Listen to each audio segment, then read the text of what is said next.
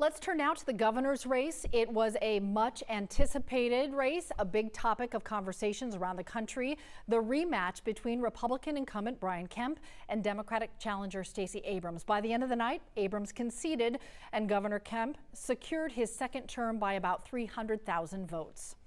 We may not have made it to the finish line, but we ran that race and we know this path. And we know that running is what matters. This election was about you. It was about you, the people of Georgia.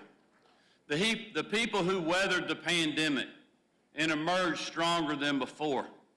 The people who came together and rejected the politics of division and hate.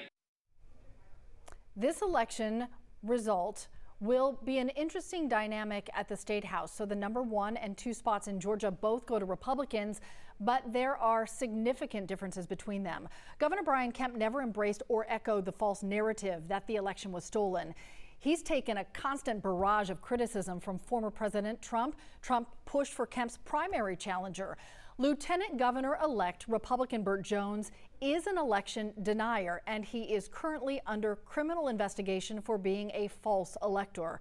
I asked 11 Alive political analyst Dr. Andra Gillespie about the potential impact of that at the Gold Dome.